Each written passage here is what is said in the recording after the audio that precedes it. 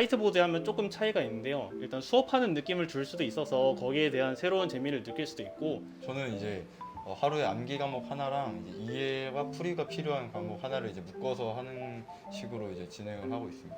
마인드맵이나 표를 그려가지고 한눈에 약간 사진 찍어서 볼 수 있는 느낌으로 집중도 잘 되고 지루하지도 않고 이해도 잘 되고 그래서 그 방법도 좋다고 생각합니다.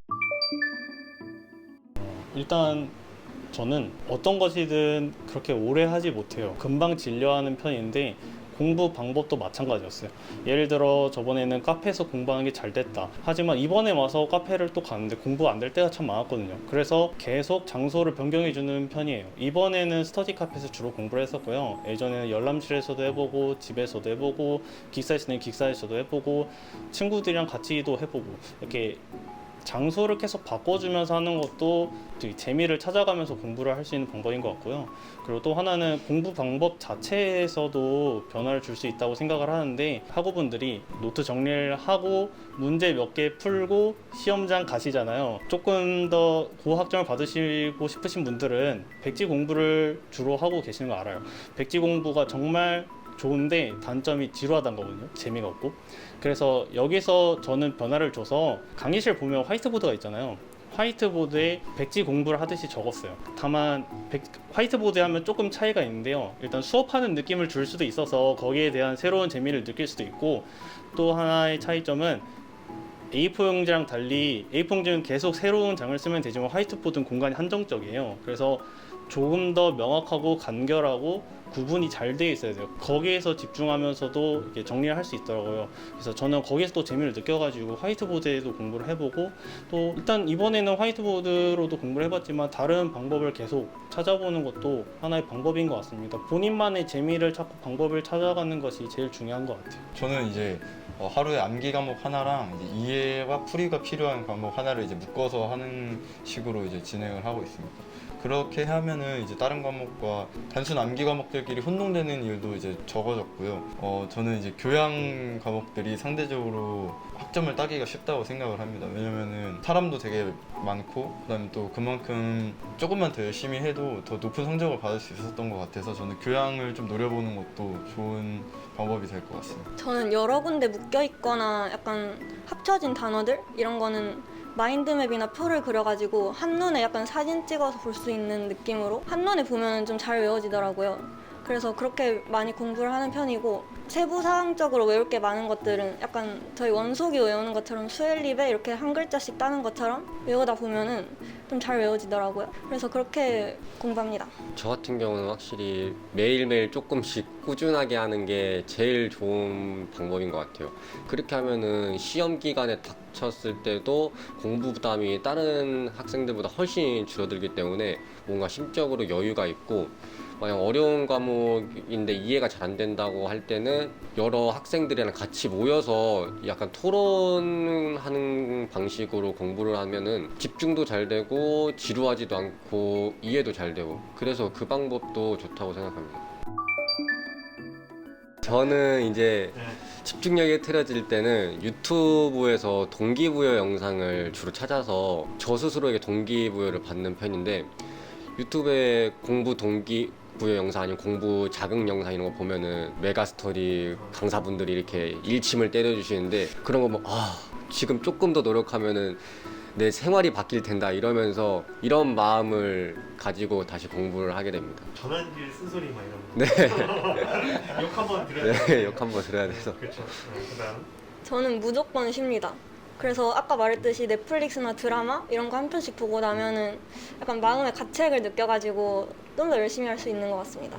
저는 이제 오승현 학생이랑은 다르게 오히려 그런 거 보면은 더 답답해지고 더 하기가 싫어지더라고요. 그런 동영상을 보기보다는 그냥 지금 참으면 이제 또 나중에 더 성적 보면 또 기분 좋겠지, 또 나중에 졸업하고 또 내가 원하는 곳에 취업하면 더 이렇게 참길 잘했다라는 생각을 하겠지라는 생각을 하고, 정 너무 힘들 때는 한번 리셋을 하고 다시 출발하는 게 더 좋다고 생각을 해서 그런 식으로 하고 있어요. 저는 이제 잠시 흐트러진 거면은 이제 화장실을 다녀오거나 물 한 잔 마시거나 아니면은 확인하지 못한 연락들을 답변하거나 등의 잠깐 휴식을 취하는데요. 다만 여기서 저는 이제 5분을 안 넘기려고 해요. 이제 그 쉬는 시간 5분이 넘어가면 그 공부를 하던 그 스트레스가 완전히 풀려서 약간 몸이 퍼진다고 하잖아요. 그래서 침대에 누워 있는 것처럼 약간 아무것도 하기 싫은 상태가 되기 때문에 5분은 안 넘기려고 하는데, 반복해서 이게 25분 이상 집중을 못하게 되면 완전히 휴식을 취합니다. 정말 아무 생각도 하지 않고, 아, 오늘은 정말 열심히 쉬어야겠다, 그 누구보다 열심히 쉬어야겠다라는 마인드로 딱 쉬고 있습니다. 그리고 다음에 또 열심히 하는 거지. 저 같은 경우는 인터넷이 요새 굉장히 잘 돼 있어서 일단은 먼저 인터넷에 그거에 대한 문제를 검색을 해봅니다. 그럼 논문도 나오고 네이버 블로그에서 이렇게 정리한 것들도 볼 수 있어서 그걸로 궁금증을 많이 해소를 하는데, 그래도 모르겠다 이럴 땐 이제 교수님한테 연락을 드리죠. 이제 교수님 혹시 시간이 되실까요? 이렇게 연락을 드려서 교수님 찾아가서 직접 물어보고 답변을 받는 식으로 해결을 합니다. 저는 보통 동기들한테 제일 먼저 물어보는데요. 집단지성이라고 하는 것처럼 애들이랑 얘기를 하다 보면 풀리는 게 많더라고요. 그리고 그래도 안 되는 거는 검색을 하거나, 진짜 마지막까지 안 되는 건 저도 마찬가지로 교수님께 여쭤보는 게 제일 정확한 것 같습니다. 저는 이제 저 혼자서 공부하는 경우가 많아서 책을 이제 여러 번 계속 그 내용을 반복해서 보는 걸 첫 번째로 이제 먼저 합니다. 그러다 보면 진짜 어느 순간 깨달음을 얻는 것처럼 머릿속에 팍 하면서 이해가 될 때가 있었고, 그다음에 이제 그것도 안 되면 뭐 검색을 해볼 수도 있고 교수님께 여쭤볼 수도 있는데, 저는 이제 제일 그 다음으로 좋았던 게 이제 동기들하고 얘기를 하는 거였습니다. 이제 그러면은 서로 이제 알려주면서 모르는 걸 이해할 수도 있지만 그 이상으로 서로 몰랐던 것들도 의견을 교류하다 보면서, 아, 이것 때문에 이렇게 되는 거 아닐까? 아, 이것 때문에 이렇게 되는 것 같아 하면서 서로 몰랐던 걸 같이 알게 되는 경우도 있더라고요. 그래서 저는 그 방법도 되게 효율이 좋은 것 같아요. 저도 별 차이 없는데요. 우선 책과 정리 노트를 펼쳐서 이제 관련 정보를 모두 종합을 하는 거죠. 그렇게 종합을 하고 하면 이제 제가 가진 의문에 대한 가설을 세웁니다. 약간 이래서 이렇지 않을까라는 가설을 세우는데, 여기서 그 근거가 이제 타당한 거냐, 이제 명확한 거냐라는 것을 찾기 위해서 계속 이제 다른 책들도 찾아보고 그런 거죠. 이제 그런 가설이 세워지면 같이 공부하는 친구들에게 공유를 합니다. 내가 이러한 가설을 세워봤는데 너희들의 생각은 어떠하니? 약간 이렇게 보면, 아, 그건 아닌 것 같은데, 약간 이러면서 이제 새로운 이렇게 의견 교환을 하면서 이제 알게 되는 거죠. 근데 이런 과정에서도 알지 못하면은 이제 교수님께 여쭤보는 게 사실상 가장 정확하고요. 이런 과정을 통하면서도 이제 새로 알게 되는 것도 있기 때문에 약간 그렇게 공부를 하는 것 같습니다. 공부를 할 때 일단 가까운 목표를 잡아야 뭔가 동기부여가 확실히 되더라고요. 너무 멀리 있는 거면은 허상같이 느껴져서 이번 학기에 몇 점은 넘어보자, 장학금 얼마는 받아보자 하는 마음으로 그렇게 목표를 잡고 그 학기에 공부를 해야 뭔가 집중도가 더 올라가고 동기부여가 확실히 되는 느낌이어서, 나중에 뭐 졸업하고 어느 병원에 가고 싶다 이런 목표보다는 지금 당장 내 눈앞에 있는 목표를 설정을 해야 공부가 더 잘 되는 것 같습니다. 저는 이제 저번 학기에 저를 이겨보자라는 이런 느낌으로 공부하는데요. 항상 학기가 지나면 아쉬운 게 하나씩은 꼭 있더라고요. 그래서 그 아쉬움을 없애기 위해서 노력을 하다 보면 점점 더 잘 나오지 않았나 생각합니다. 저도 마찬가지로 이제 저번 학기보다는 조금 더 발전된 모습으로 이번 학기를 마쳤으면 좋겠다라는 생각으로 이제 공부를 합니다. 항상 성공하진 않지만 그래도 후회는 남진 않았던 것 같아요. 예, 저는 최소한의 목표는 이제 교수님이 수업하신 내용을 모두 이해하는 것, 그리고 이제 저만의 방식으로 받아들이는 것이 이제 최소한의 목표예요. 최대의 목표라고 하면 이제 교수님처럼 이제 다른 학우들에게 설명할 수 있는 단계까지 공부하는 것을 목표로 잡고 있습니다. 그렇게 하면은 이제 시험 공부를 떠나서 정말 그 학문에 대한 공부라고 저는 생각을 하기에 그렇게 목표를 잡고 있습니다. 저는 이제 1학년 때 그 좀 공부를 다른 학생들보다 먼저 시작했다고 말씀드렸는데, 그렇게 먼저 하는 것도 좋지만 공부만 하는 거는 별로 좋지는 않은 것 같아요. 왜냐면 1학년 때 이제 제일 학업적으로 부담이 적은 시기이기도 해서 이때 공부만 하기보다는 또 여러 가지 인간관계나 대외 활동 같은 것들도 하면서 이제 뭐 방학 때는 여행도 다니고 하면서 추억을 쌓는 것들이 또 되게 그 이후에 학교 생활에도 도움이 되는 방법일 것 같습니다. 저는 이제 직업적인 꿈이라기보다 그냥 제 사는 인생에서의 꿈이라고 생각을 하는데, 저는 이제 그냥 행복한 사람이 되고 싶습니다. 그냥 제가 어떤 자리에서 어떤 일을 하든지 간에 주변 사람들이랑 같이 행복한 시간을 보낼 수 있는 능력을 가진 사람이 되는 것이 저의 꿈입니다.